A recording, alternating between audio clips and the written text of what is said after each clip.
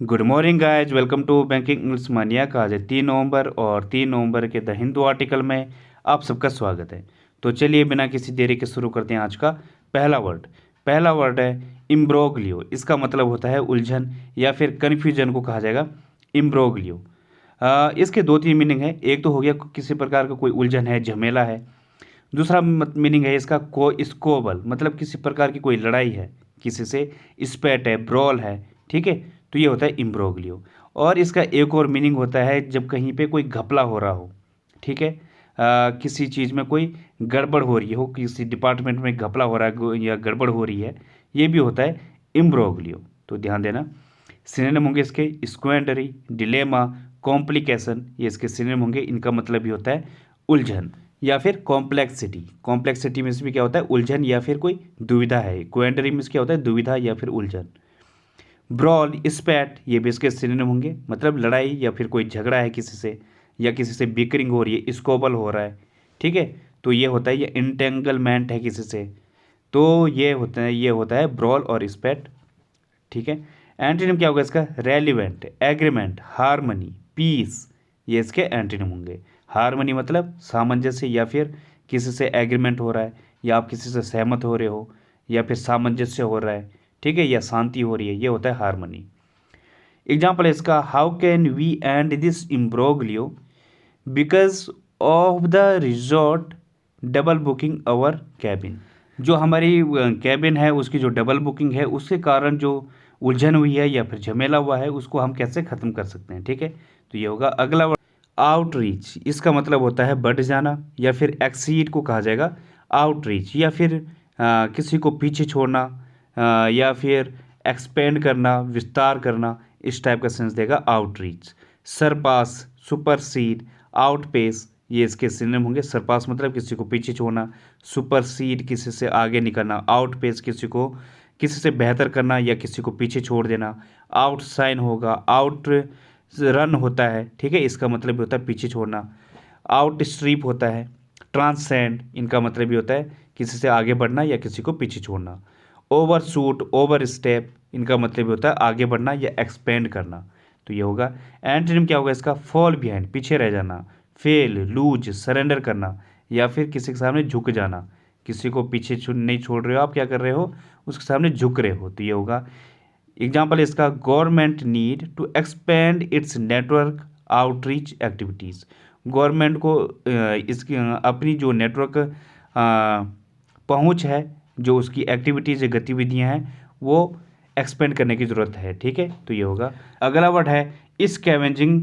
इसका मतलब होता है कूड़ा हटाना या फिर क्लीन करने को कहा जाएगा स्कैवेंजिंग। जैसे इमेज में दिख रहा होगा, ये स्कैवेंजर है जो क्या कर रहे हैं स्कैवेंजिंग कर रहे हैं। ठीक है, कूड़ा हटा रहे हैं या साफ़ सफाई कर रहे हैं, नाली को जो ब्लॉकेड हैं या चौकड हो चुके हैं उनको साफ कर रहे हैं, तो ये होता है स्कैवेंजिंग। और इनका जो ये कर रहे हैं ये कौन है स्कैवेंजर, तो ये होता है क्लींस, मॉप, फॉरेज, ये इसके सिनोनिम होंगे। फॉरेज मीन्स क्या होता है किसी चीज़ को ढूंढना या सर्च करना, तो इसका भी ये सेंस देगा, सर्च करना भी होता है। ये भी क्या कर रहे हैं ढूंढ रहे हैं, कुछ कबाड़ा ढूंढ रहे हैं या क्या है उसको निकालेंगे। रमेज है एक वर्ड, इसका मतलब भी होता है किसी चीज़ को अच्छे से ढूंढना या खरोंच कर निकालना, स्क्रैच करना, विड्रॉ करना, रिमूव करना, तो इस टाइप का सेंस देगा। एंटोनिम क्या होगा इसका इम्प्योर करना, किसी को अनक्लीन, स्टैन, गंदा करना, तो ये इसका एंटोनिम होगा। एग्जाम्पल है इसका women were scavenging for old furniture. जो महिलाएं थी वो ओल्ड फर्नीचर को ढूंढ रही थी या उसकी तलाश कर रही थी। ठीक है, तो ये होगा। अगला वर्ड है ऑफस्केशन। इसका मतलब होता है अस्पष्ट या फिर कन्फ्यूजन को कहा जाएगा ऑफस्केशन। जब कोई चीज़ आपके समझ नहीं आ रही हो या फिर वो क्या है अस्पष्ट बना हुआ है आपके लिए, उलझन में बना हुआ है या फिर उसकी गुत्थी सुलझ नहीं पा रही है, तो ये होता है ऑफस्केशन। बेफलमेंट, बिविल्डरमेंट, पजलमेंट, ये इसके सिनोनिम होंगे। इनका मतलब भी क्या होता है अस्पष्ट या फिर जो कन्फ्यूजन होती है। पजल होता है जब आपकी चीज़ें समझ नहीं आती हैं।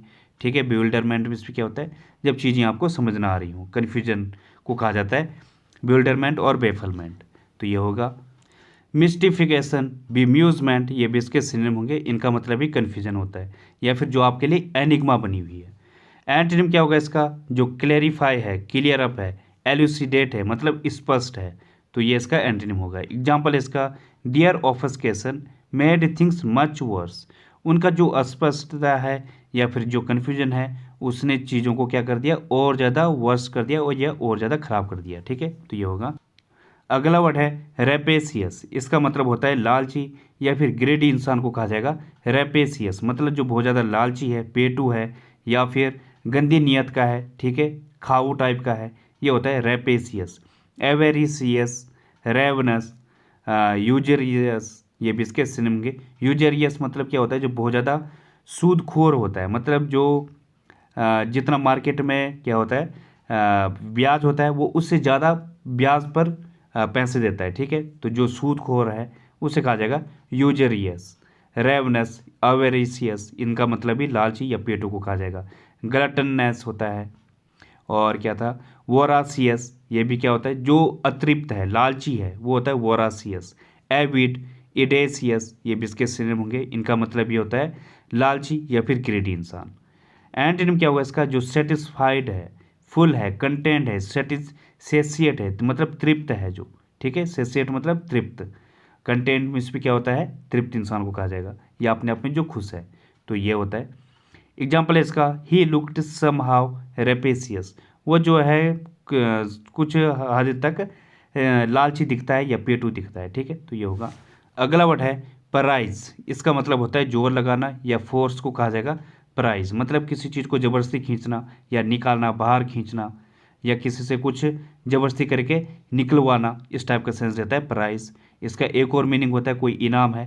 वैसे उसकी स्पेलिंग PRIZE भी होता है। इसका मतलब कोई इनाम है, लेकिन इसका मतलब ये नहीं होता कि आप उसको खींच रहे हो। PRIZE का मतलब खींचना नहीं होता है, लेकिन PRISE का मतलब खींचना होता है। लेकिन इनाम दोनों का ही मतलब होगा। PRIZE का मतलब भी इनाम होता है, PRISE का मतलब भी होता है इनाम। रेंच, एक्सट्रैक्ट, ड्रैग, ये इसके सिनोनिम होंगे। रिंग में क्या होता है, निचोड़ना, ये भी इसका एक सिनोनिम होगा। एंटोनिम क्या होगा इसका, स्टीफन, क्लोज, मल्टीप्लाई, ये इसके एंटोनिम होंगे। मतलब स्टीफन मतलब ठोस करना या इकट्ठा करना या उसे मजबूत करना, ये होता है। एग्जाम्पल इसका, we had to prise the secret out of him. उससे जो है हमें जो सीक्रेट है वो ज़बरदस्ती निकालना पड़ा। ठीक है, तो ये होगा। तो गाइस अगला वर्ड है पार्ली। इसका मतलब होता है बातचीत या फिर डिस्कशन को कहा जाता है पार्ली। जब किसी बात पर क्या हो रहा हो, डिस्कशन हो रहा हो, या फिर कोई डिबेट हो रहा हो, या फिर समझौते पर बातचीत चल रही हो, उससे कहा जाएगा पार्ली। सिनोनिम होंगे इसके नेगोशिएशन, डेलिबरेशन, पलावर, ये इसके सिनोनिम होंगे। पलावर मतलब बातचीत करना, डिबेट करना या सामंजस्य रखना, ये होगा। नेगोशिएशन में इस पर क्या होता है, समझौता करना। डेलिबरेशन कोई डिस्कशन, तो ये इसके सिनोनिम होंगे। पेरिफेरेसिस होगा, बातचीत को कहा जाता है। कन्फेबुलेशन, ये भी होता है बातचीत, तो ये इसके सिनोनिम होंगे। एंटोनिम क्या होगा इसका, क्वाइट, साइलेंस, रेटिसेंस, ये इसके एंटोनिम होंगे। रेटिसेंस मतलब बातचीत। ठीक है, एग्जाम्पल है इसका, both sides indicated their readiness to parley. दोनों ही पक्षों ने अपनी तत्परता दिखाई है बातचीत के लिए। ठीक है, तो ये होगा। अगला वर्ड है जिटर। इसका मतलब होता है चिंता या फिर नर्वसनेस को कहा जाएगा जिटर। जब क्या हो, आपके अंदर एंग्जाइटी हो किसी चीज़ के लिए, अनईजीनेस हो, मतलब बेचैनी, या फिजट हो, ये भी क्या होता है, बेचैनी या चिंता, तो ये होता है जिटर।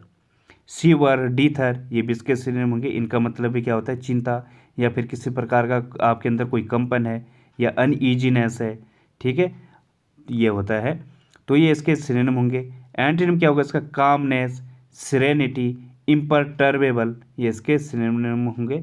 इम्परटर्बेबल में भी क्या होता है, जो बिल्कुल शांत है, ठीक है, या स्थिर है, ये होता है इम्परटर्बेबल। एग्जाम्पल है इसका, I always get the jitters before exams.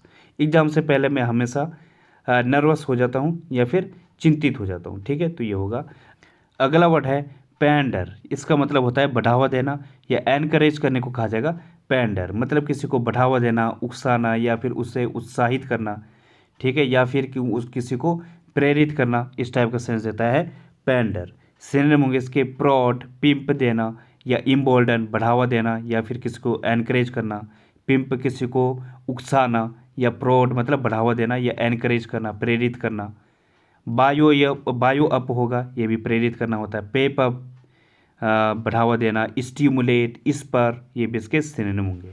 Antonym क्या होगा इसका, किसी को डिसअपॉइंट करना, नेगलेक्ट करना, नज़रअंदाज करने को कहा जाता है नेगलेक्ट करना, फ्रस्ट्रेट करना, ठीक है। तो ये इसके एंटोनिम होंगे। एग्जाम्पल इसका, Pakistan has pandered to the terrorist for far too long, मतलब बहुत समय से जो पाकिस्तान है वो टेररिस्ट को या आतंकवाद को बढ़ावा दे रहा है, ठीक है। तो ये होगा।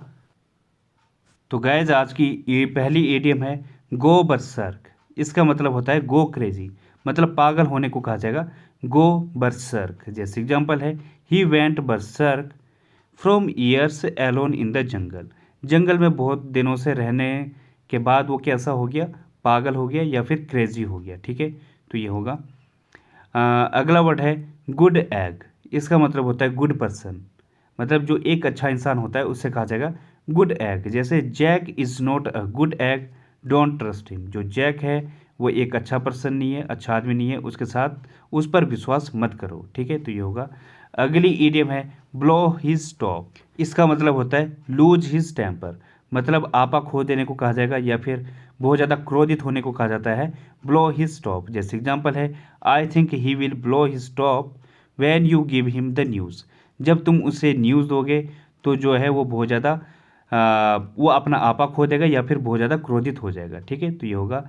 अगली ईडियम है गो गेटर। इसका मतलब होता है someone who is very energetic and determined, मतलब जो बहुत ज़्यादा एक्टिव है या एनर्जेटिक है उसे कहा जाएगा गो गेटर। जैसे एग्जांपल है, we only recruit go getter who will be actively involve in the company's development. हम सिर्फ उनको ही रिक्रूट करेंगे जो बहुत ज़्यादा एक्टिव होंगे या एनर्जेटिक होंगे, डिटरमाइंड होंगे, जो कंपनी के डेवलपमेंट में इन्वॉल्व होंगे, ठीक है। तो ये होगा इसका एग्जांपल।